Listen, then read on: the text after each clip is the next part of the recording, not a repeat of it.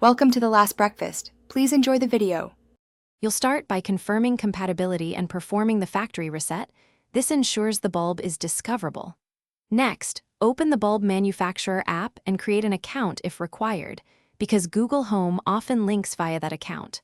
While in the app, connect the bulb to your 4 GHz Wi-Fi using your SSID and password. This is faster for smart bulbs.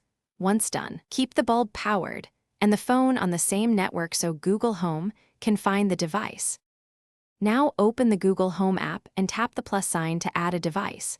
Choose Setup Device, then works with Google to link services. Search for the bulb manufacturer, sign into that account, and authorize Google to access your devices. This step maps the bulb into Google's ecosystem. After authorization, let Google Home discover the bulb. Assign it to a room so voice commands are contextual. Make sure Google Home and the bulb remain on the same Wi-Fi during discovery and linking. Finish by renaming the bulb to a simple phrase you'll use with voice commands, then test power, brightness, and color controls to confirm responsiveness. Once it works, group bulbs or create routines for scenes and scheduled automation. This leverages Google Home routines for convenience.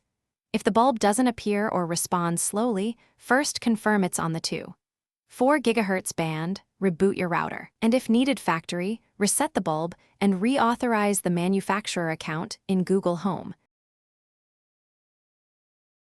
Thanks for watching. If this was helpful, leave a like and consider subscribing. See you next time.